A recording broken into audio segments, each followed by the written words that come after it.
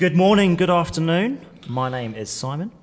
And I'm Adam. And in this season 1, episode 1 of the Pod Filter, we're going to be talking about my two favourite things, myself and cars. Oh, and right. you. Obviously me. in a man way, Gemma. In a man way. So go on. sorry. Thanks for joining us for our first ever episode. So either you're on board from day one, some of our day one peeps right here, or you've scrolled all the way back from, say, 2024 when we are really popular and we're doing interviews with the biggest celebrities. This is where it all started, when we were young and slightly more handsome than we are as you know us. I'm glad you said young, by the way. We're using primitive technology that has wires and microphones and all kinds of stuff. All right. Intro music. Cue the intro music. Simon. Yeah. Simon, do that. Cue the intro music. Yeah, do it now. Now.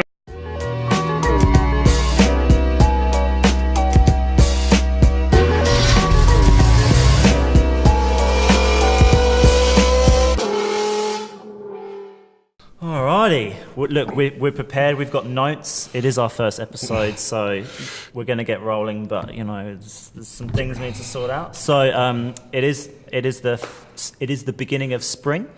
We are at the Dale Bar and Bistro in Armadale, who we have to thank profusely for allowing us to use this space today. And the beer. And the beer. I'm now off fizzy, so I'm drinking water. I'm really sorry, Dale Bar and Bistro. I'm not going to give you much business today. No, but I will make up for that in copious amounts of Dale Ale that they have down here. Only place you can get it. So thanks to Carl and the staff at the Dale Bar and Bistro for having us in for our very first one. We're hoping we can record here each fortnight to begin with. You guys are joining us down the pub to have a chat about cars.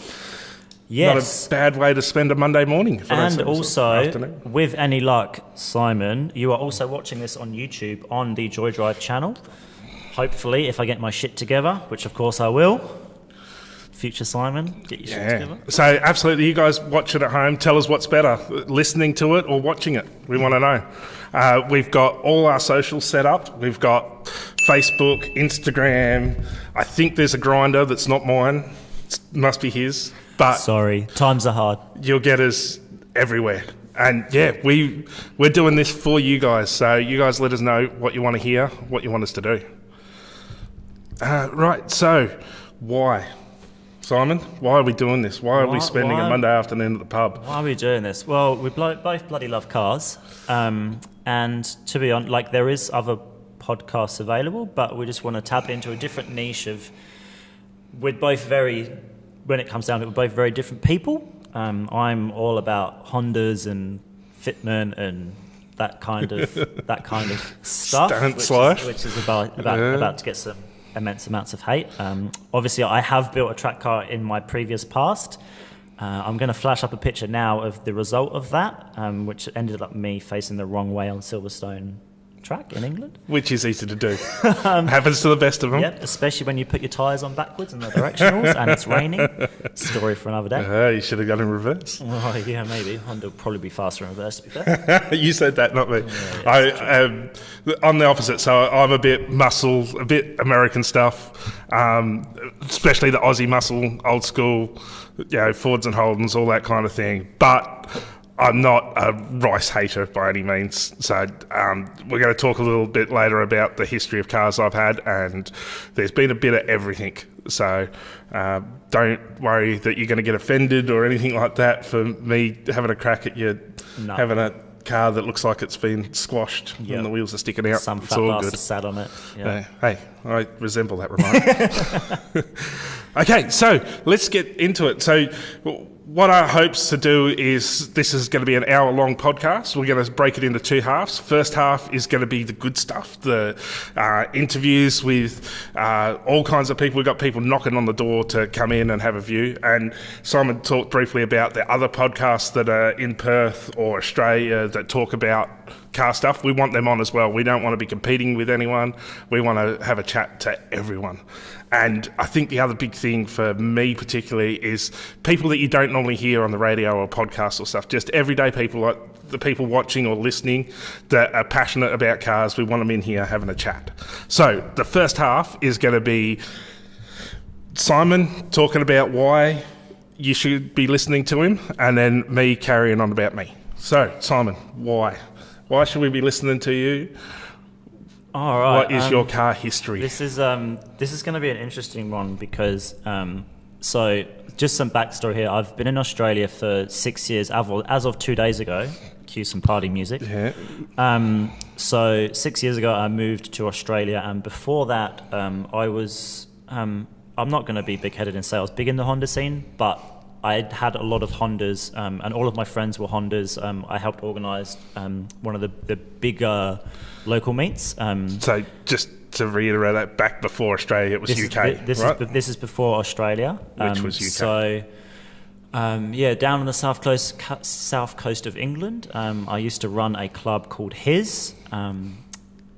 That's with the whole gender neutrality thing. That's probably going to go down the storm. Not going there at all. It's called His because it was Hondas in South, I might add. Because obviously we're in the south coast. And do you have anyone bring lawnmowers to the meet? Yeah, well, cut some grass in the local Asda car park. This is going way big. So that's not just an Australian thing, cutting someone's grass. That's a global thing. No, in fact, I didn't know about that saying until I moved here, though. Right. Okay. Yeah, because someone was like, you're gonna cut my missus' grass. I'm like, what are you talking about? Like, no.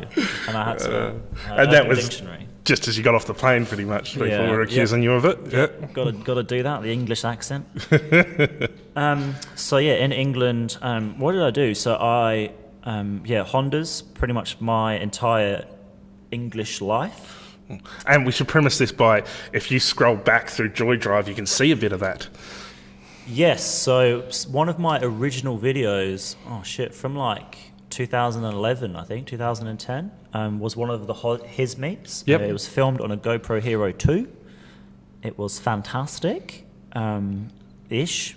It was pretty cool. It's a lot different to the Australian car scene. It's a lot different, and because chatting a lot of shit here, but because the Australian laws are quite different, the UK laws are quite relaxed. So a lot of my cars were extremely low. Yep. The wheels were extremely wide. I'm doing this in air quotes because on my Civic before I moved here, it was 15 by 8.25s, which isn't wide by Australian standards, but for a Civic was pretty wide. Yeah, absolutely. A lot of poke. Yep. And just to underline how low they were, I smashed 2 gearboxes by them hitting the floor. Oh wow! Okay. One was by Cat's Eye. Really? Just changing lanes. There was a bit of camber in the road. Bloody hell! What do they stick them down with if it's taking out the gearbox before ripping off the bitumen? So that one wasn't so bad. That one just cracked the gearbox. Right. But it was leaking, and I was going to have to take it off and like alley weld it and like drain it. It was just going to be a complete pain in the arse. So I just put a new one on. Yeah. Maybe 2 months later, there was what we call a dual carriageway in England, which is just what you would call a highway here. Yep. So driving along, and then they'd put a new surface down, but there was maybe an inch difference, which I believe meets road standards. So they didn't have to do a ramp. I hit that. It was coming up to a roundabout, so I was decelerating, which probably didn't help because I was maybe pitched down a little bit. Anyway, that literally imploded the gearbox. Wow. So I had to drive home in 5th gear and really pissed off my neighbours because that was pissing out gearbox oil. Bloody hell. So, so that's the epitome of low.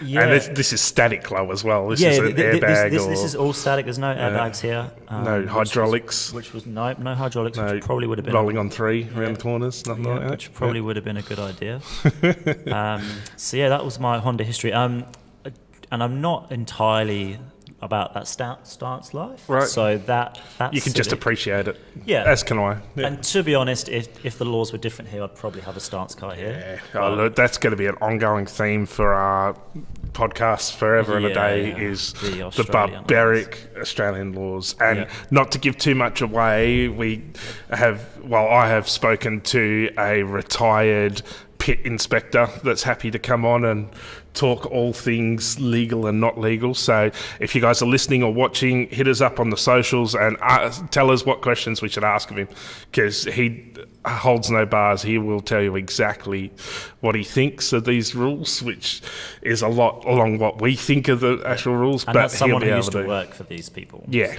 absolutely. And look, just going back just quickly, you don't know anything about this yet, so it's going to be a bit of a surprise, but we were talking about Joy Drive. Yep. You guys need to go and check out Joy Drive on YouTube. If you just put in Joy Drive in YouTube, you'll find it. Thousands and thousands of videos on all cool cars, and including my own. When he says 1,000, it's about 40. But I just add a few videos on, and obviously you're watching this in the future. When they're watching it in 2024 really when there's tons. So anyway, I have a bit of a present for you. Just bear with me for a second. Oh my God, what's going on here? Let me present you with. Can we see it in the camera? So good. I know you get a gold play button for $1 million, and you get a platinum for 10 million, perhaps. Oh my God! Here is your 850 trophy for your subscribers. Isn't that nice? Oh, wait, check this out.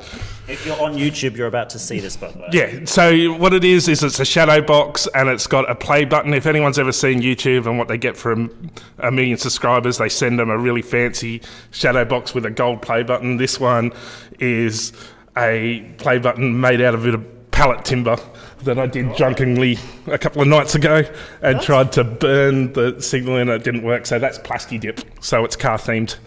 That's rad as... Yeah. Bleep that out, Simon. Yeah, Simon. That's sick. Oh my God. So yeah, I thought that would be kind of cool, and we'll put it up on our pin-up board for next episode. So again, if you're watching at home, we have a pin-up board behind us. We're hoping to have you guys send us in some stuff, some pictures of your cars or motorbikes or whatever, and we'll stick them up on the wall. We'll have to take them down at the end of the episode, but we can stick them up again next time. So yeah, again, hit us up on the socials. If you just look up Podfilter on Facebook or Instagram or Grindr, you shall find us. And hopefully by this point our Grindr account has a logo, which is my bad. I'm still working on it, but we're getting there. We'll have something. If you guys have got any ideas, send them in. Although by the time you see it or hear it, it's probably done. But anyway, tell us. And I'm sure you'll give us your opinion on my great design skills anyway, but we will see. So before the big surprise, you were talking about UK car scene. Came to Australia. I know you came here with bugger all. Yeah, so just to preface this, the car that I kept imploding gearboxes on, me and a good friend and then a bunch of other friends, we built from the ground up.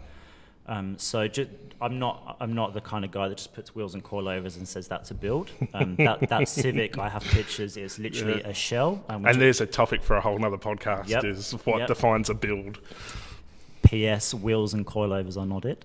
No, a pod filter is. So that was literally a shell. There was no loom. The fuel tank was out.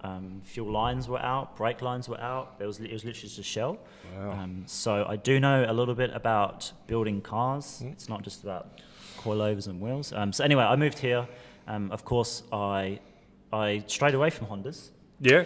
I bought a Nissan Silvia.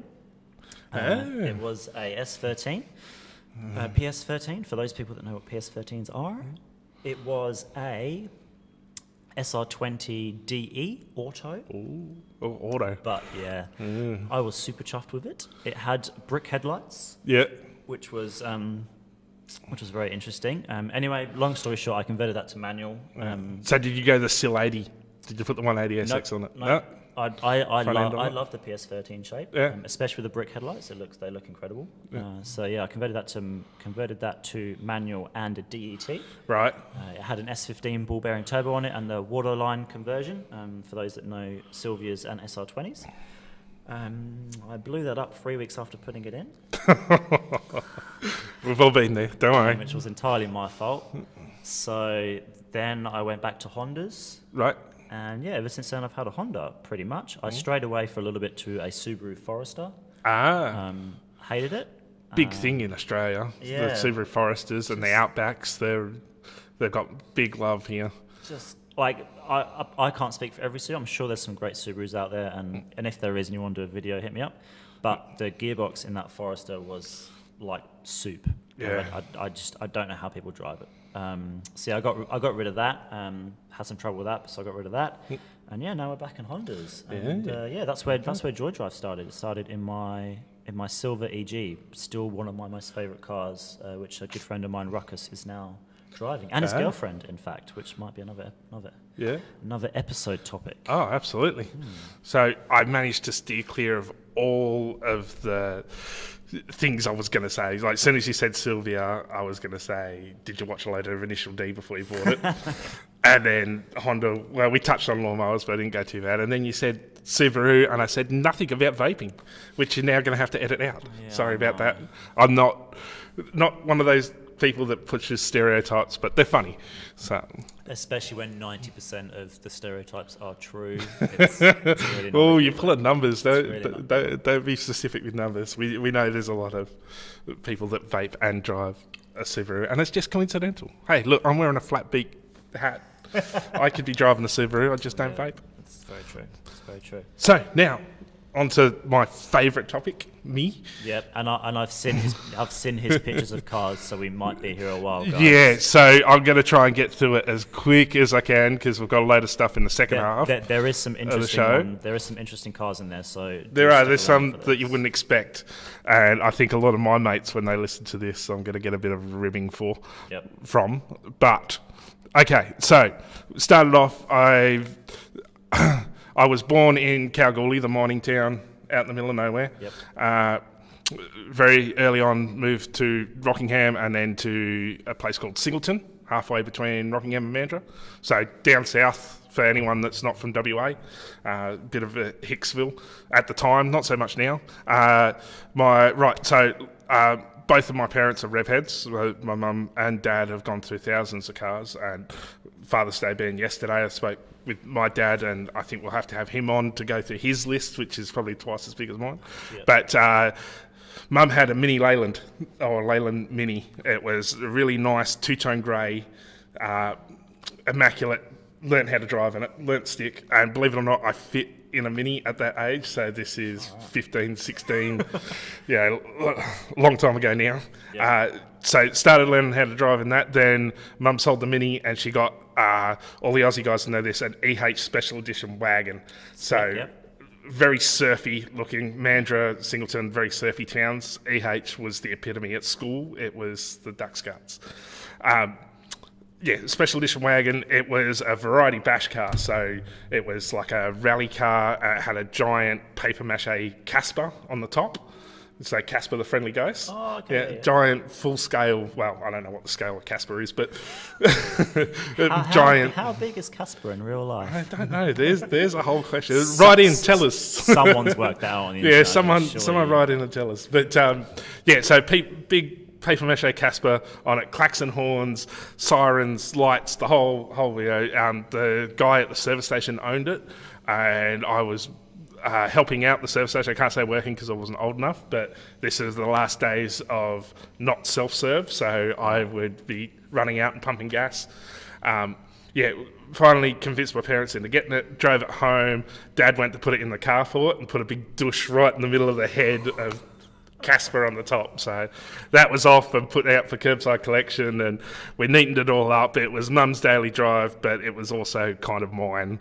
So I would drive it to school for the last years of high school and work on it in the mechanic shops there. Made a die-cast skull for the shifter. It was 4 in the tree, so manual tree shift. Yep. And this die-cast was that heavy that you'd put it into first, let it go, and it would drop into second. So you had to hold it in first to drive around. Yeah. But fantastic car. And then there was a Daihatsu Charade in there, which we won't really go into. One of the not-so-cool Daihatsu Charades that my brother ended up with. Then I had a Toyota Corona. So not Corolla, Corona. That was my first real car that I modified the crap out of, really badly. I'd love to find some pictures of it, but I don't think I've got them. But funnily enough, a Toyota Corona came up in my marketplace suggested cars. Literally this afternoon. Really good donor for an engine swap, like to put an engine into, because a bit under the radar, a bit street sleeperish. So that was, it had HKS stickers all down the side. It had the shopping list, as you do back in the day. From there, I started getting into bikes. So I had a Honda CB250 Super Dream. So the Super Dream was really interesting. It had a rainbow down both sides and around it. At the time, it was kind of cool, but it was a red one, and I got it for nothing off one of the family farms, and it had faded to pink. So it was a pink motorbike with a rainbow all the way along it. So very quickly, it got painted matte black with skulls all over it. Just couldn't be seen in that. From there, Kawasaki GPX 250, everyone knows what they are. I was a bit too big for it. It looked like a cricket riding an ant kind of thing. It was...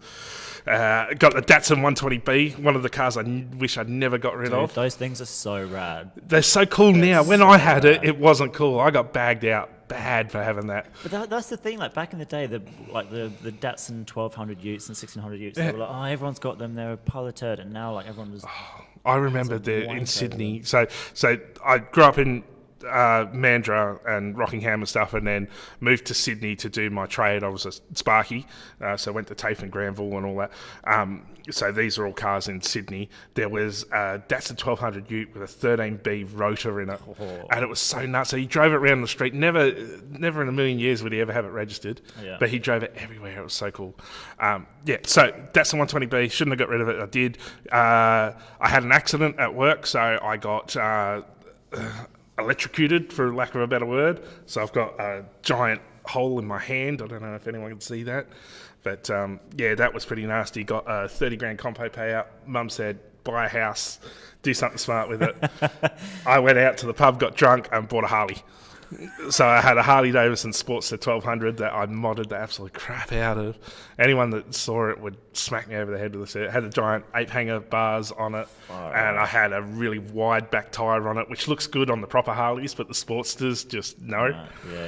Learned a lot of lessons. What year is this? This would be late 90s, early 2000s. Actually, the accident happened 2000. I was working for the Olympics in Sydney at the time when the accident happened. So it was it was a month or so before the Olympics. 2000. Yeah, so I finished up with the Harley, brought it over back to WA because I had enough of Sydney.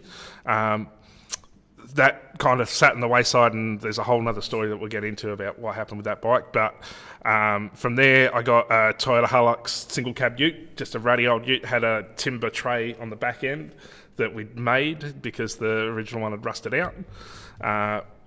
That was pretty cool. Traded that in, got my Chrysler PT Cruiser. So anyone listening, you have to go to the socials and have a look at the pictures of this PT Cruiser. And I'm not going to put this up I'm not going to put a picture up of this on the YouTube video, so you can go look at it and appreciate it in all its glory. Yeah, for a long time there, I completely denied having this car, but I've come to terms with it now. So this is, if anyone watches Mighty Car Mods with Too Sexy, the auto salon sex spec car, that was my version of it. So it was a PT Cruiser. It had chrome flames all the way over all the panels. It had a scoop off a EB GT in the bonnet. It had external gauges on the dash, on the outside of the car. Giant stereo system. That was where my whole, being a Sparky, got into car stereo stuff. I've got a shitload of trophies at home, and we'll have to have some of the car audio guys on at some stage. But yeah, that and 22-inch dish rims, so Volt DeVille rims, which are just a solid dish of a rim. Like Volk as in Japan Volk? No, Volt. Volt. Okay. VUALT. Yeah. Don't get me the spell. From there, I had, so that got me into car stereo stuff. I had a BMW 525i for a little while. Really, really nice car, but impossible to work on. You need to get all the special tools to work on, especially that era. Again, the pictures of this are on the socials. You can go and have a look at it. When it broke down, I wanted to fix it. I couldn't end up getting rid of it. Got a Mazda 323 given to me from a mate that was unregistered, and that became my car stereo car. So I think it did 155 decibels, which is... That's really loud. Basically a jet engine if you're standing in front of it at full noise kind of thing. In terms of like audio, I mean, obviously this was some time ago, but that's still up there. It's pretty loud. Yeah. This is going back. This is early 2000s when Auto Salon was huge. So it was an Auto Salon car. Never got it registered. Again, there's pictures of it. You can't miss it. It's painted black with safety yellow flames painted all over it. I think we put 25 bags of concrete into it between the sub box and the walls of the car to make it stable and make it loud, and it was nuts. While I had that, I was using a girlfriend's VN Commodore, and as you'll get to know, I'm not a huge Holden fan. I mean, the first car was the EH, and I had this VN, which was not good. From there, I kind of loaned/kept my mum's Triumph Bonneville Speedmaster, which is a really cool bike. It's like a Harley that doesn't break down.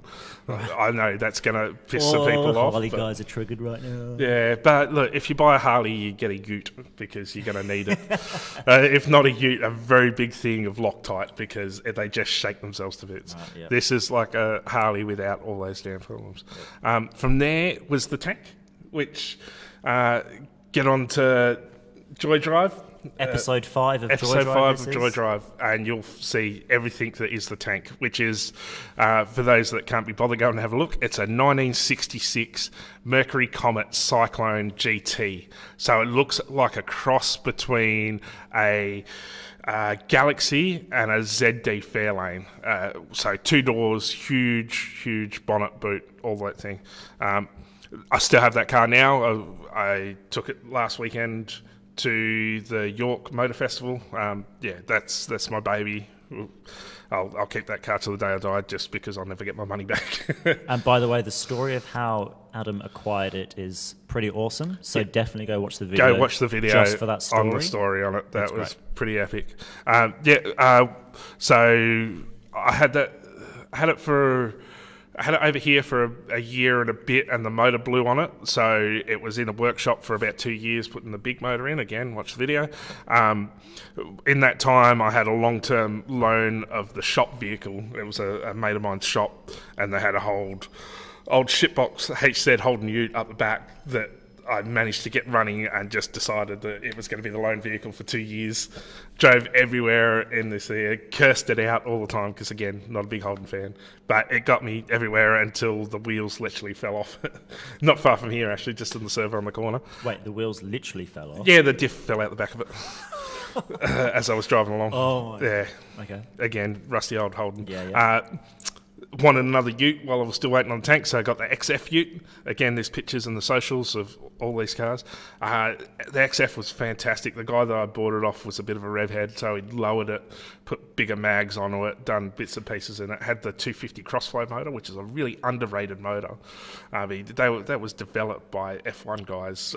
Not F1, but Formula Ford. It was the basis of the Formula Ford race engine. So, and by the way, this is where my knowledge falls down. I know nothing about V8s, which is why it's not. It's a 6. Crossflow's a 6. It's a straight 6. Straight up looking at it. But this is where we work well together, because you know that side, I know this side. And just to clarify, when an Australian says they put mags on something, that's wheels. Yeah. Just for those. So just for magnesium those alloy. Yep. That's where it comes from. Yep. Yeah. So XF Ute got the job that I've got now. So I'm a scumbag sales rep. So worst of the worst. So I had to get a Mercedes to look the part. Yep. Got the C2001 or C201 Mercedes, which is the real boxy one. Again, there's pictures of it. I can't keep anything stock. I have this affliction where everything must be customised. It's almost like we're both car guys, isn't it? So within a week of me having it, we took it into a mate's backyard spray booth, a mate that we've both got, and stripped it all back because it was navy blue, painted it black because all my cars are black, and then for something different did matte white highlights on it. Matte white highlights. So the strips around it, the grill, the badges, all in matte white on a black. Didn't work. No comment. There's two people in the whole world that like that paint job. One's me and the other one's my father-in-law. And my father-in-law just likes expensive stuff, so it looked expensive. Right, okay. My work really didn't look like it because it looked like, rather than selling software, it looked like I sold women by the hour.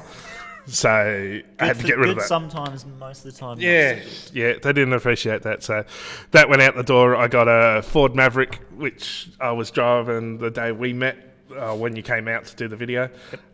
Ford Maverick is basically a Nissan, well, it is a Nissan Patrol. It was just rebadged, and that's a whole other episode, is that rebadging stuff that happened in Australia, because it's quite interesting how all that came about. So yeah, Ford Maverick, basically a Nissan Patrol. It's a short wheelbase, so all you four-wheel drive guys that are no doubt listening, I know me four-wheel drives a bit. I'm not a huge four-wheel drive guy, but we know him a bit, so we can have a chat about that. Yep. Got rid of that, got the Mercedes I've got now, which is a W203 compressor, so it's supercharged, really nice car. And the last but not least is a Ford Festiva, 98 Ford Festiva. Again, see pictures and the thing. I bought it for $150 and it's going to be my rally car. Yep. Out in Beverley where I live, there's a rally track called Bomser. It's just built for that. Well, it's not even built yet, but it's going to be for that. It will be fantastic, by the way. I've seen this car. It's going to be a hoot. Yeah, it doesn't look like much now. It looks like $150 worth of car, but it's getting there. That's right. It will look like $200 worth of car once we are finished with it. I say once Adam is finished with it. It's going to be great. I haven't had a chat to you yet, but if you want to do a series on it, do a build. A build series. Yeah, we can go film it, drink lots of alcohol. Well, I can drink a lot of the alcohol. You can film it. He'll drink for me, and then I'll just say dumb shit because I don't know much about much. That's okay. Hey, alrighty. That's the way you learn. Okay, so that's pretty much how we go for time. Is that about the first and a half hour? Yeah, we're at half hour. We're at a half hour. About rounded off, I think. And yeah. Then we'll, okay. So yeah, that's us, guys. So you now kind of have an idea of who we are and what we do and why we're doing what we're doing. All right, so how it's going to go from here is, as Adam mentioned, the first half is kind of like our interview half. So we've just interviewed each other, I guess, is however you want to phrase it. And then the second half is going to be, we've got some segments lined up, which are going to be really awesome. Cool so stick around for those. Looking forward. I say stick around because there is going to be a very short ad break in just a second. Yeah, in the middle. So foof it if you want to. Well, fast forward it. Foof's a whole other thing. Yep. Yeah, fast forward the ads if you don't want to listen to them, or listen to them if you like.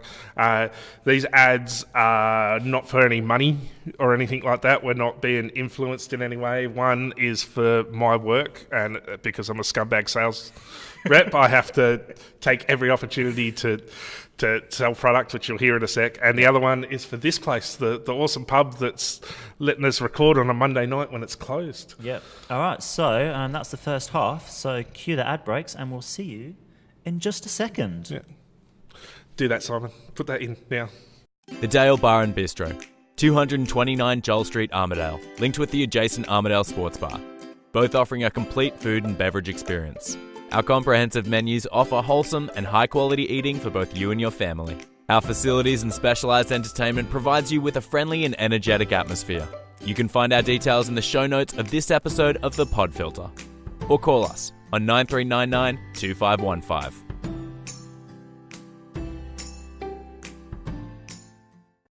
You're a logistics manager. You're responsible for getting product to retailers timely and efficiently. Pity you can't. Consignment notes are time-consuming. Freight rates change day to day, company to company, destination to destination, and everyone wants it their own way. If your company had IFS Smart Freight software, it would do electronic consignment notes, and IT can automatically choose the most effective way to send any consignment. Take control, Logistics Manager. IFSSmartFreight.com. Smarter, faster, cheaper. Welcome back. Thank you again for listening to those adverts profusely that, of course, you all just did listen to, because they help us out quite a bit. And again, a huge thank you for the Dale Bar and Bistro for allowing this to happen. To be in a pub when it's closed, it's kind of a dream of mine. I could tick it up the bucket list. I mean, I have been in a pub when it was closed before, but that was because I was too big to be rolled out of the way when I passed out. Yep. But de facto lock-in. Yeah. I like that. I like that. Yeah. And also thanks to me for Smart Freight and for my ad. Yep. Because, of course, if Smart Freight didn't give this guy a job, we probably wouldn't be here. So, cheers. I wouldn't get half as many car parts as I. Yep. But yeah, if you're in WA and you want a free demo of the software, you'll get me out. So we can come and pretend it's a work meeting and just talk car shit. I'm more than happy to do that. Yep. And if you're Smart Freight, he didn't just say that. Yeah. If the bosses listen, that's totally not the case. Yep. I think he's already on to me that most of my customers are car related, but pays the bills. If it sells the software, who bloody cares? Absolutely. So, moving on to our next segment. Our first segment, other than our interviews. Yeah, our first major segment, I guess. Something which we both very much love, and of course how we initially met through YouTube.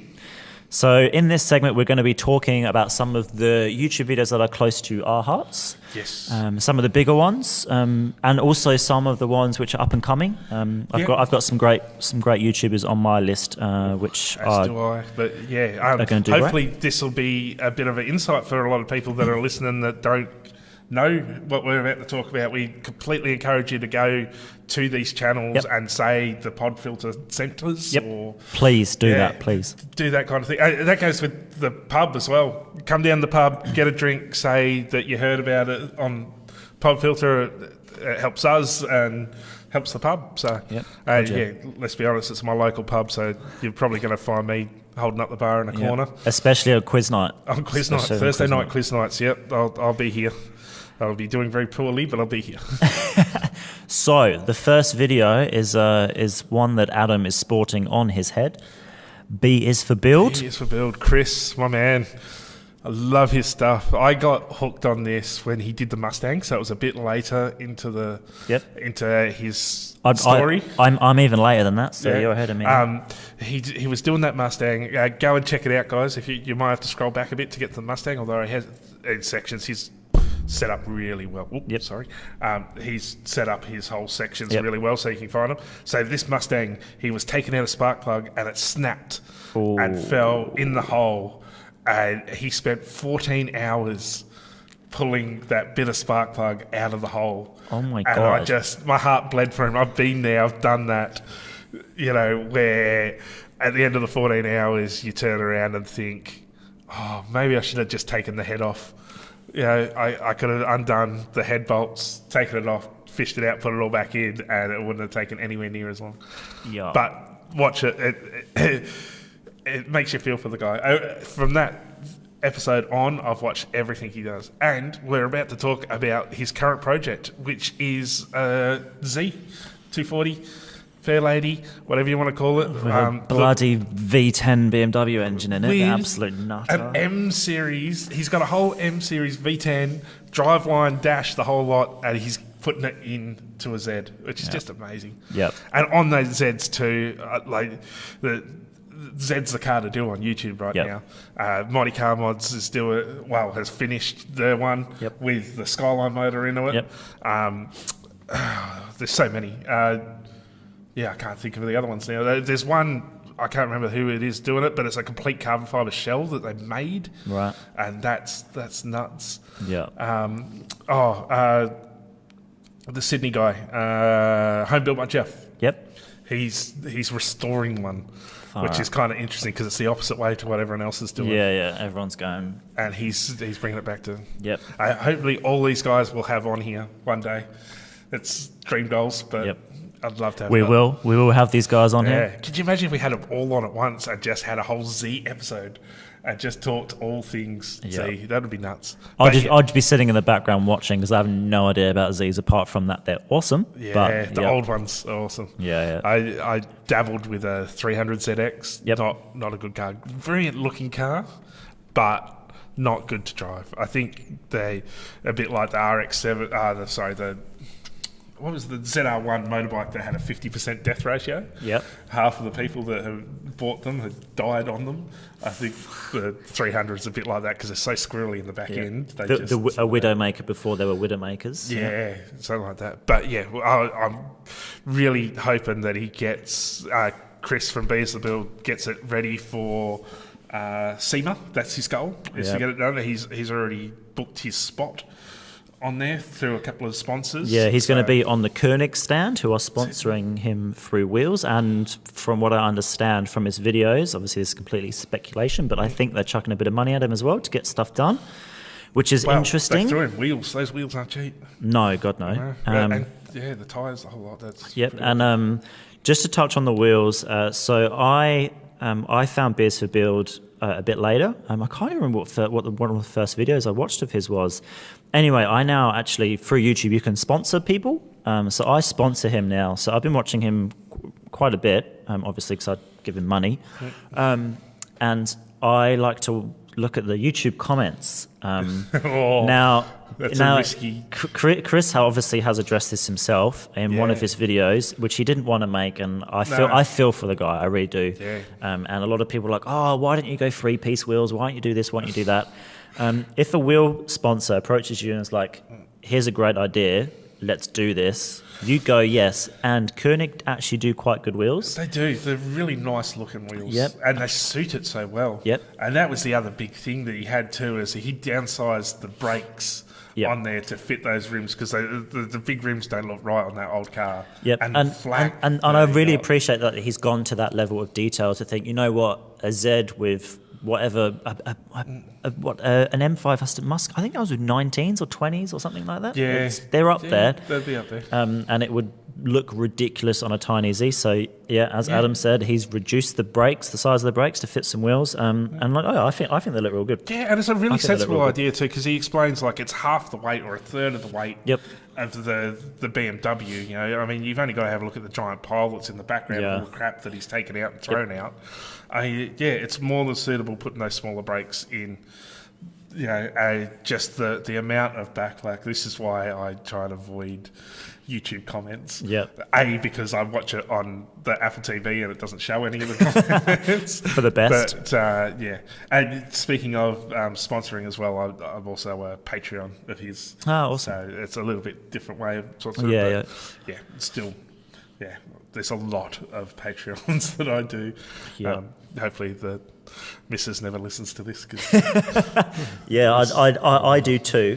One of which is Beers to Build, and another one we'll talk about very shortly. Yeah. Oh, so speaking of other ones, Monty Car Mods, my favourite YouTube show. Monty Car Mods and Roadkill. Well, my two favourites. So that Christmas a couple of years ago where they did the 2 crossover episodes. Yeah, that was incredible. Lost my shit, basically. And it came out on Christmas, and I was at a family do, and I had to get out. I'm going, sorry, something's happening. There's something really seriously happening. I have to leave. I have to go home, and I have to watch this with no interruptions. It was so good. And they're still talking about doing another one. Reversing where Finnegan and Freiberger come to Australia again. They've actually been here once before. They've been to Perth once before. Yeah, they Power Cruise. Yeah, they came for Power Cruise, right? Yeah. Gup brought them over. Another person I'd love to have on this show. Gup's an absolute legend. They had a load of jet lag, load of laughs about driving around Joondalup and pronouncing it incredibly wrong. Yeah, I remember that episode. And spinning out about roundabouts because they don't have them in Sepoville. Yep. But so Mighty Car Mods has brought back Too Sexy again, which another awesome car. I mean, in theory, this is its third iteration, kind of. Yeah, pretty much. So the back at God knows when, they had a competition between Mighty and Moog for a cheap car build-off, had to be turbo. Moog got the Wasabi, so it was a Saab. The Saab, that's right. The Saab 900. Yeah, and he like riced out a Saab, which was awesome. Absolutely awesome stuff. And Marty got a Auto Salon error, what we call sex spec Lancer. That he's calling an Evo, that's actually a Lancer, or it's an Evo, whatever you want to. And if you do get a chance to watch it, the way that it's built is 100% I mean, it's been sat for God knows how long. It is literally a blast from the past. Yeah. Like the interior was like that really horrible. It was vinyl painted red Oh, over the stock, wow. red and white, because Yep. you had to do that back then. Yep. You had to paint it all. You had to have the PlayStation in there with the pop-up Yep. screens. It was perfect. Had the Giussani mag wheels on Oh, it, God, which yeah, are basically solid, like what I the, had on the, my the, PT. the gauges on the friggin' bonnet. On the bonnet that weren't hooked up. Yep. They were just there for looks. And the homemade exhaust manifold that had the crack in the gooch. Yes, that's right, the gooch. The long running gooch. Yep. He got it. He fixed it. They had a competition, and they were supposed to get rid of it. He kind of fell in love with it, which again, completely understand. I fall in love with every one of my cars. And they do that a lot, I might add, by the way. They fall in love with them and keep them. Yeah, so he fell in love with it, turned it into a track racer, de-sex-spec'd it, which I've never seen before. I've never seen someone uncustomise a car before. And it looked like hard work as well. Now it's kind of a common thing. I've seen the guys on Hoonigans doing it recently with a Honda. They were taking out the fancy tail lights and putting stock ones back in. Right, yeah, It was yeah. one of the staffers' cars he was taking out. Shit. It's in the bonus. Yeah. Hoonigan bonus. Yep. Again, more people we want on the show. So he de-mods it, turns it into a track racer, and it runs really good, and then he blows the motor. Yeah, blows it good and proper as well. A big plume of smoke coming out of the back of it. This is at Sydney Motorsport Park, and that was the last we saw of it for a long time. And just now, out of the blue, they put up a Facebook post saying "Time to evolve." Yeah. ... And I think a lot of us got it fairly quickly. But Yeah, it's got the word Evo in it for those of you that did not get that. for those of you playing at home. Yeah. And then we see it up at the Skid Shed, which is the second channel. You've got Turbo Yoda. Yep. And Woody up there. And all of a sudden the car appears up there, and it's time for the big motor. Unfortunately, right in the very first episode, Turbo Yoda comes a cropper on a trail bike. Dude, that looked like it hurt hard. They were going flat knacker in opposite directions. Yeah. He's lucky he got away with just a finger, to be honest. Yep. So you see the hand getting better over the course of the build, but we haven't seen it run yet. At the time of us recording, they've got the new motor in. They haven't been able to turn the key yet. Yep. So they got the wrong drive shaft. So they got the right drive shaft now. That's right. The motor's in. They've sorted out the loom. Then Turbo Yoda was just marking that up. Yes. So it'd be interesting to see how far they He's get. at those looms too. Dude, that guy knows so much about everything. yeah. Even down to the fact that everyone's probably going to be like, "You're an idiot." But when he was like, AN fittings, American Navy, like Army Navy, sorry, I was like, "Whoa, I did not know that." I was like, "Okay, cool, learn something new every day." Cheers, mate. I only knew that because I did a little bit of work for the military once. Yeah. And I figured it out because they have AN electrical connectors as well. Okay, cool. So we're really looking forward to Super pumped for that. sitting with bated breath, waiting Yep. for the next one. What else have we got? Okay, so TJ Hunt, a very polarizing character. Some people really hate the guy. And to be honest, sorry TJ, Cal, Mickey, everyone on the TJ Hunt channel, I was in that boat. There was a period in time where TJ, you can actually see this in his views and his subscribers, where I don't know what happened. He just YouTube got to him and he just started building really weird cars, just not very well. Okay. However, he has redeemed himself and then some, and he's in the process of building an RX-7 FD, and he has also recently bought, to celebrate 1 million subscribers, props, he has bought a very low kilometre, mileage because it's America, Supra. Which JZX90 Supra. Oh, okay. The Fast and Furious Supra. It's bone stock, it's manual, it's black, and it is. Target top? No, not Target top. Okay. But it is like insane. Yeah. He paid. I think he didn't divulge numbers, and obviously the garage that he bought it from probably would have chucked him a nice discount. But it was around the 60,000 American mark, so USD, which is about what they're going for now. Okay. Wow. And they're only going up, in actual fact. So I reckon Fast and Furious has probably got a lot to do with that rather than the car. Possibly, yes. Possibly, yes. Not that there's anything wrong with that. Me and my fiance Gemma just did a marathon over the weekend because they're all on YouTube now. Right. I do have every single Fast and Furious on DVD. Yep. But it was on. I actually very nearly bought that box set. Are you, Google Play Movies? I don't know, but they're on there. They're on Netflix. Okay. Of course. Yeah, Netflix. So Netflix has up to 7. I don't think they have 8 on right. there yet. Okay, yeah. Yeah, they've got up to 7 on there. Okay, I keep meaning to watch number 1 again. I keep meaning to watch it. I've watched 1 so many times I can recite it word for word. Yep. So it almost ended up being the name of the show. Yes, which will probably be another episode, but we have a spreadsheet of all the names that we tried to pick, and oh my god, there's a lot. There's some there that we probably couldn't repeat. But, God knows. Some of them are real good. Maybe some of the guests that come on, we'll show them and sit and see what they think. Yeah, Tuna on White was up there. Yep. Yeah, it was definitely going to be one. Tuna on White. TJ Hunt. So the reason that his videos are supremely good now, so his RX-7, he commissioned, I'm going to say it's wrong, PPRE in New Zealand of Mad Mike fame to build him a 3-rotor. And it's, I can't remember the figures, but it's up there at like 600-700 horsepower. Wow. And it sounds incredible. So he commissioned them to essentially build an entire RX-7 drivetrain in another RX-7 in New Zealand. Right. He flew over there to say hello and feature PPRE. Maybe a month or 2 ago now, it was a while ago. So him and some of the crew flew over, and their car is like insane. He's restored it, genuine parts on everything, and TJ Hunt was known for being replica everything. So he's got like rear Armania bonnet, rear diffuser, including the optional side spats, so like the nice curves on the ends. He's got the genuine feed side skirts. Big flares? Or? Nope, stock body, which I appreciate. I very much appreciate. He's got the. We're about to talk about the stock FDs. Yep. But very nice. Anyway, it's a very nice car, and I have to give huge props to TJ because it is making some fantastic viewing. To see a genuine parts, a PPRE 3-rotor, it's going to be incredible. He's just got his wheels from HRE today. So he's going to be putting rubber on them next week. So, super pumped to see how that goes. Yeah, that'd be pretty cool. I mean, I loved the RX-7 that Chris from Be The Spill did. The Rocket Bunny one, That was quite out there. There is actually videos now from the guy that bought it off him. Yes. Which... Controversial. Yeah. Controversial. Yeah, kind of don't go great, but... Alrighty, so that is the end of the YouTube segment. That's everything.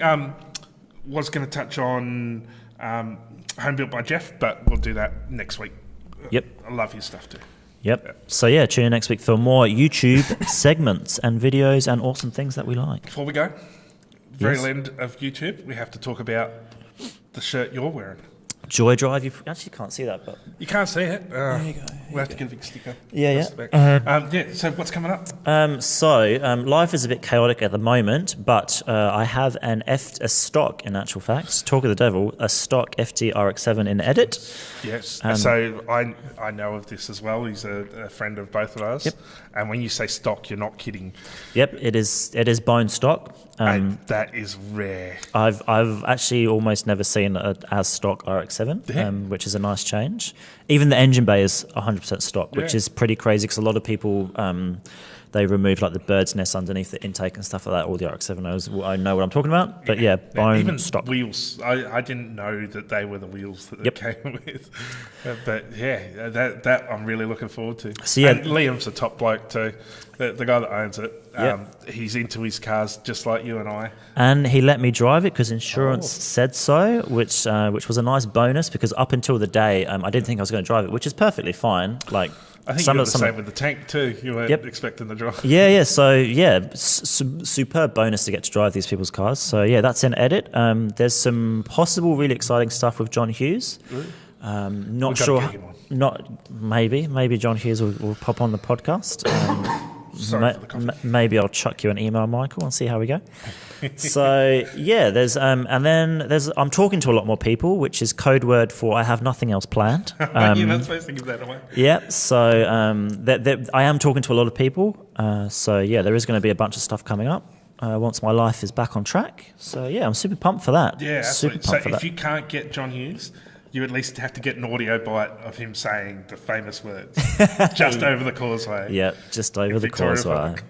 That'd be pretty cool. For those not in Australia, by the way, just over the causeway, John Hughes owns quite a lot of land in Perth, and all of his real estate and his dealers are just across the causeway from Perth CBD. So that's his tagline. Yeah, towards the casino. Yes. Yep. Okay, so that's the wrap up for YouTube. If there's any other YouTube shows that you guys want us to talk about or watch, because I mean there's thousands. Let's keep them car relevant. Yes, please. Otherwise it kind of explodes. And if anyone tells me to go watch Jake Paul or Logan Paul, I will do not nice things to you. Well, I suppose because you're a YouTube celebrity, you could go and jump in the ring with them. Didn't he put it out to... No, because A, I would lose. I'm a wimp. Everyone, I'm happy to admit that. And B, just no. Not going to give them a lot of day. A lot of money in it.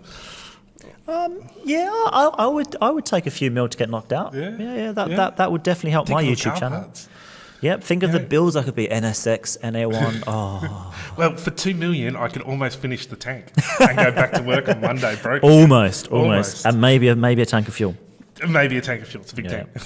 Okay, so next section.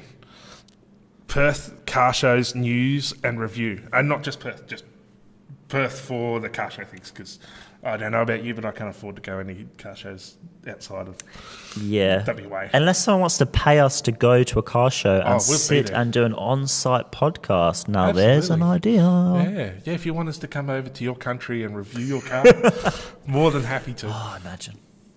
Yeah. Well, I would be referring it to the tank every time. Yep. Your car's cool, but mine's 9 foot long.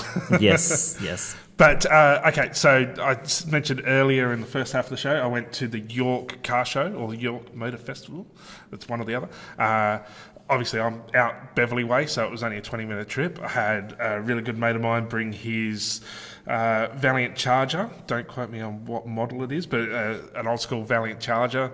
He came out and spent the night, and then we went to the show. Got to say, that York Motor Show is fantastic. It is one of the best, if not the best, car shows in WA at the moment, just because, A, it's free. Not that I mind paying for things like Custom Cars and Coffee, but this is all run free. Like Custom Cars and Coffee, you can drive in and drive out whenever you want. Mm-hmm. You know, it's not one of those static displays where they take the keys off you or anything like that. And trust me, I've done a lot of car shows, so I know what they're like. And just the environment, like usually when I roll through a town in the tank with the straight exhaust and the flames coming out and all the rest of it, I get people looking down their nose at me, thinking, this is a hoon, we're going to call the cops and everything. You turn up at York and they're so welcoming. They just want all, and the variety of cars there was massive. It's equivalent. It's basically country Cars and Coffee. Yep. So Cars and Coffee out in the country. Fantastic show. Couldn't say enough nice words about it. Unfortunately, I had Gemma, my fiance, driving the Mercedes behind us when we drove in, and the tyre blew out, and that was my fault. I'll openly admit it was my fault. I put some tyres on the front that were a little bit too big. Okay. It rubbed up in the wheel arch and no way. Ripped the sidewall off. In fact, it ripped both sidewalls off.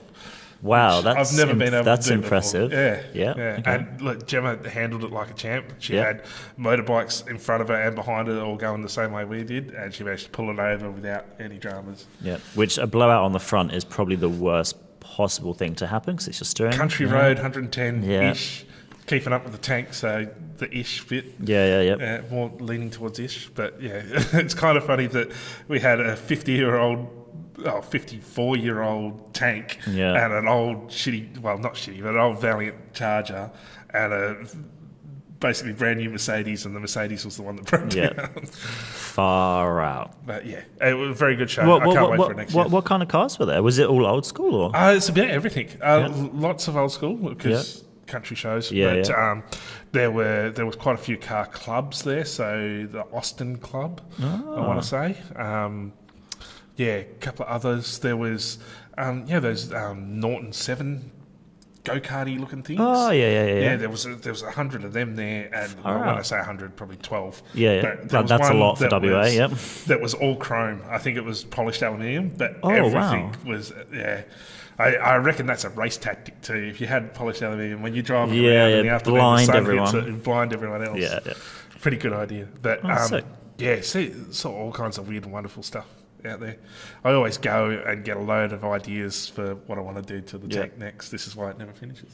Yep. And there's a whole topic for a conversation, topic for a podcast is why cars will never be finished. Project cars will never be finished, which I'm pretty sure all our viewers and listeners already know. But if anyone ever sits back and goes, "Yeah, my car's finished," you're lying. 100% lying. Yeah, tell me again next week. Yep. Or you've just declared yourself bankrupt. They're the only two reasons that you ever say something's finished. Yeah. So you went to Targa West? Yes, so Targa West, for those that don't know, Targa West actually have rallies all across WA, all the way down south. So the Targa West that I'm particularly referring to is they have, I like to call it a special stage. We used to have an actual special stage before you probably got here. It was actually run through Langley Park as well, right? Yeah, was that when you No, that was a couple of years before. It was World Rally Championship, so we had all the big names. They all used to come I've to seen Perth. pictures. They made like jumps and shit. They had a bridge as a special stage. So That's so it was rad. through Langley Park and down Riverside Drive, so that big road out Yeah. And it had a crossover with a bridge. It was That's fantastic. so rad. And So they got rid of it because of hoon wars. Oh, far out. Inciting hoons. Yeah. So Targa West, interestingly, is in the same spot. It's on Langley Park, and the rally stage goes down Riverside Drive. They've switched it up this year, which a lot of the competitors were kind of displeased about, I guess, is a nice way to put it. So last year they had a flying finish. Right. So you could just fang it down Riverside Drive. Yeah. But this year they started on Riverside Drive, so you got a flying start into a 90-degree bend and then into the crazy snaky car park for those of you that are in Perth. Yeah. So you're not going that fast, but it's very technical. Yep. And then it finished at those same traffic lights. So you fanged it down. It's maybe 200-300 metres worth of road, and then you finished. It's still great for spectators, but it would be nice to keep the flying finish. However, last year was a washout. Yeah. It was rained. They had to move the car show to the car park. And to be honest, not many people turned up. Yeah, one of the 3 days a year that it rains in WA. Yeah, it was really disappointing actually, and I really feel for Targa West last year. This year they really upped their game, and the show was incredible. I got a huge headache because I was not ready for that heat. It's been typical British. Yeah, it's been winter here for a while. I'm going to reel up all the excuses right now. It's been winter here for a little while, and it was just sunny, and I was unprepared. But you went to the nighttime thing as well, yeah? Yeah. So Targa West is across. It's across 4 days, I want to say. So the ceremonial starts on Thursday. That starts in the city. A bunch of pictures on my Instagram if anyone wants to go check those out. Then the stage is Thursday afternoon because the ceremonial starts at lunchtime. And then Friday, Saturday, they have more stages. And then Sunday morning they go to Malaga, the industrial estate. Right. And then they drive down to the city to have the final stage. And then on Friday night they also have a show and shine. Yeah, parked up in Northbridge. In Northbridge, they shut down James Street, which is pretty much our strip. Yeah, essentially. One of them. The big one. Yeah, for sure, one of our main ones. So and then on Sunday, Langley Park was a huge car show. They had a bunch of vendors, way more than any year that I've been, which was incredible to see. I'm super happy with Targa West. And also should mention Peter Brock died doing it. Yes. So anyone that's international may not know the name Peter Brock. Yep. But in Australia, he's a racing legend, well known for Bathurst and the V8 Super Tourers. Yep. Unfortunately, he passed away doing a Targa West stage. Yeah, in Gidgegannup. In Gidgegannup and in a Ford. Yes, which is unusual for controversial, but yes. I think I speak for both of us. We really miss Brocky. We wish he was still about, but Yeah. It would be pretty incredible because, I mean, obviously, because I'm new to Australia, this whole Peter Brock thing was new to me. But I did some research not that long ago, maybe a month or so ago, I actually took a picture of a car which had one of the original Peter Brock liveries on it. Okay. Like the and I just want to, yes. Yep. And it had the number. I know the guy that owns that car. Yep, he had the number plate 6 laps, and I was like, "What is this all about?" So I did some research and delved deeper and deeper, and it's a pretty incredible story, and it's real sad. So rather how he than died. stating the obvious, you guys can write in and tell us what you think the 6 laps stand for. I know a lot of people that I know what that is straight away, but let's make it interesting. Let's see. If you are the first person to get it right, we'll probably shout you out. Yep, in the next one. And also, this is right near the end of our first podcast as well. So if you answer this question, you've listened to all of it, which is great. Yeah, which is well done. I haven't listened to half of it. Right, so a couple more quick things to get through. Car parts and stuff. I don't think you've got much this week. Me being me, I've always got 1,001 things turning up at home. It's one of the reasons I like working from home is so I don't miss all my car part deliveries. A couple of things. I got a eBay dash cam for $40. Right. And you would think, that's a bit crap, but it's actually really, really good. Okay. It does 1080p. It Bluetooths to your phone, so no screen on the back of it or anything. It's just tiny, so it kind of hides out the way. Yep. One of my favourite YouTube channels is Dashcams Australia. Yep. Yeah, I love Aussies going nuts. Oh my god, it's just the best thing ever. The best personality in road race. It's so good.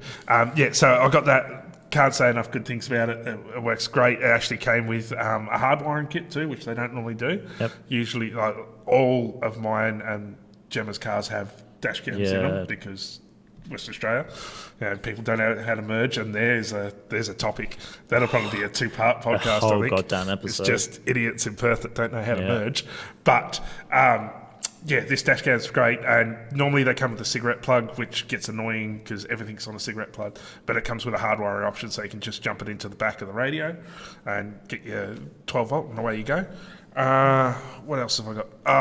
Got a USB and auxiliary port M1 to put into Gemma's car so she can plug her phone into the stereo and charge it and stuff like that. That's pretty nice. And a few LED lights. Oh, and a Mustang headlight switch that I retrofitted to the tank.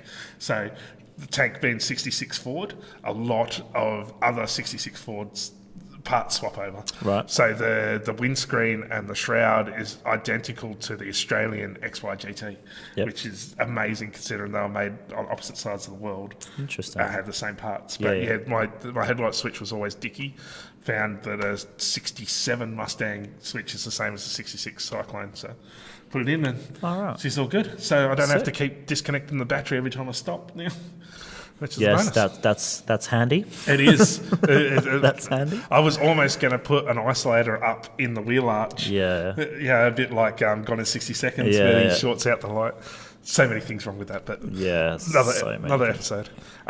So obviously each podcast I'll talk about stuff that I've got. If you guys have got stuff that you want us to have a look at or want to send us stuff to talk about, we're happy to... Yes. Flap our gums about it. Yep. And maybe one episode I'll actually buy something for my car as well. Who knows? Just don't want your missus knowing about Tune in. I have a bunch of parts I bought months ago that I still haven't fitted. We might have to spend the weekend sticking them in. Yep. Okay, so I'm looking forward to this one. Yep. Fun for 5K. So Simon and I are a part of a Facebook Messenger group, West Australian guys that talk car shit. In fact, it's called car shit. I get in trouble from my missus for it because she thinks I'm getting messages at all times of hours from women, and it's not. It's just us idiots it's just a talking bunch about of guys. Cars. Yeah. And it gets really bad when someone just puts up on there, I think I just blew a tranny, and then having to explain that, no, he's talking about car stuff, don't worry. Or is he? Well, if you weren't too sure about it, you've had a lot to drink. So we do this thing off and on where because we all 24/7 on Gumtree and eBay and Facebook Marketplace. Find the best car or the most fun car for under 5K. So I'm going to pick one, and you've picked one. We'll put them both up on the social medias. You guys can have a look and vote for who you think won this round, and we'll keep a rolling tally of who's better at finding awesome cars for under 5K. Heads up, it's not going to be me. Just heads up. Yeah. And you guys can play along with it as well. So after you vote, if you want to put something up that you found for under 5K, that's basically the only rule. It doesn't matter if it's regoed or not regoed, and it's not necessarily the fastest, it's the most fun. Yep. The coolest, the raddest. We don't care about speed, or we don't judge it on anything. It's well, we judge it on something, personal taste. Yeah, personal taste, yeah. So you guys need to know what we like in order to win, basically. Yep. And my car list doesn't really help you there. No, not at all. So I'll go first. My one, I've shown you this earlier, is a Series 1 Jag that has registered with a 350 Chev motor in it. It's pretty rad. All it's missing is the blower, and it would be the Jaguar from Roadkill. Yeah, That's all Australian's version. But I can't believe it's registered with a V8. Yeah. That's just insane. He has all the paperwork to prove it. It was WA as well, right? WA, yeah. Which, by the way, for everyone not in Australia, is really bloody hard to register something in something it's not supposed to be in. Anyone that's outside of WA or Australia, we're going to guide you through the crazy rules we have on cars. The absolute insanity, that's our rules. Yeah. I mean, there is a point there where I think you could pick any car on the road and it wouldn't be legal. Yes. Compared to the rules. The cars coming straight out of the factory, you could find a reason for it not to be legal here. Yes. The rules are just crazy. Yep. But yeah, that's my pick. You guys can see it on all the social media. I might screenshot it rather than sending the actual ad, because I'm sure someone's going to buy it. It may be me if I can get the misses around.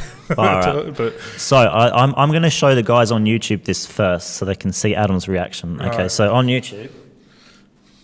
Well, look, anything's going to be better than that potato you're driving at the moment. You can cut it in.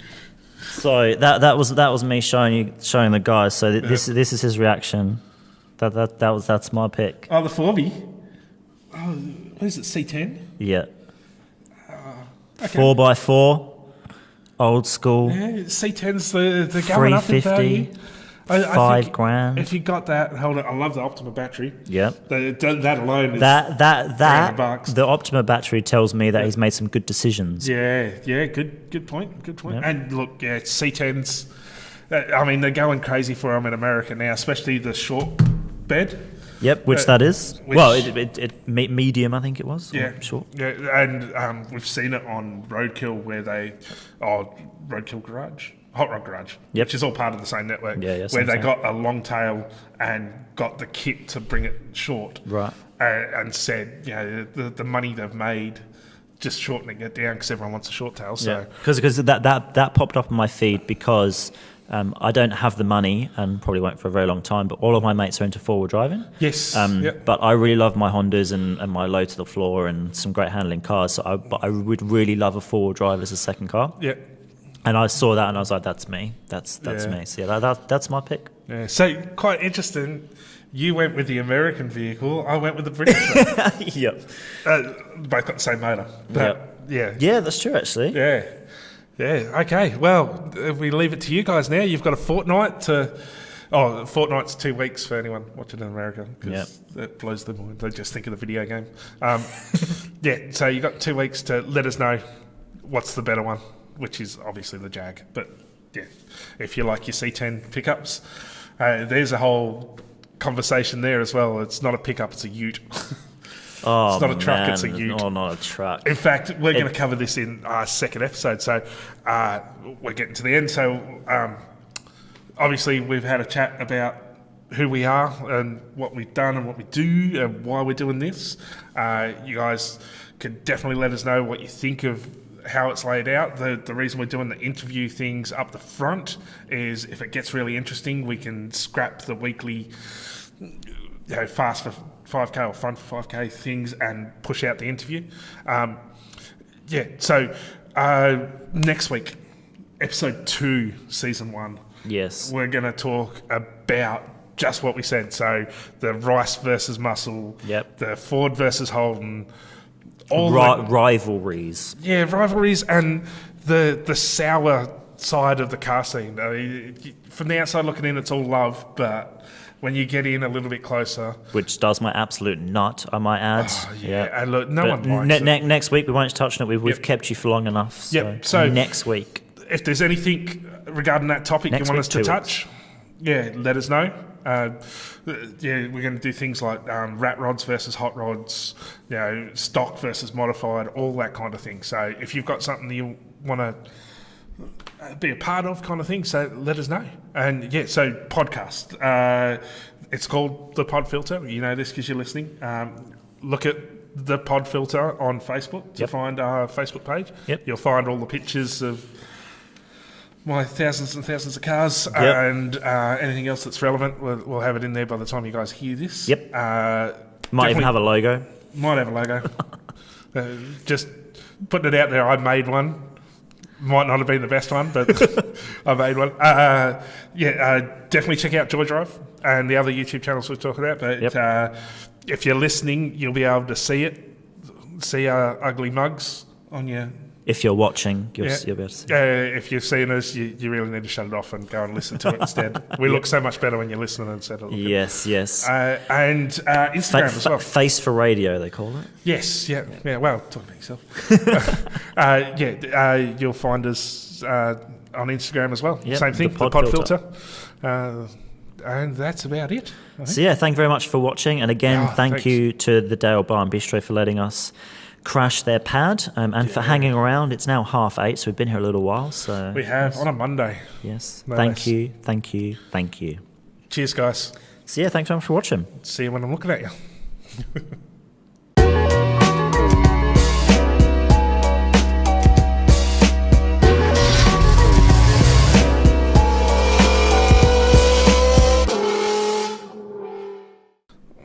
So I was in Supercheap the other day and I'm waiting at the counter for my parts to come up, and this pillock walks in, comes up to the counter and slams on the counter and goes, I want a brand new oil cap for I want a brand new oil filter for my Mazda Metro.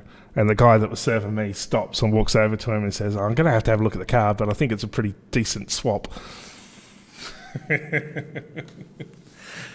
And now we end today's episode. Yeah, if you stuck around until the joke at the end, let us know. Peace.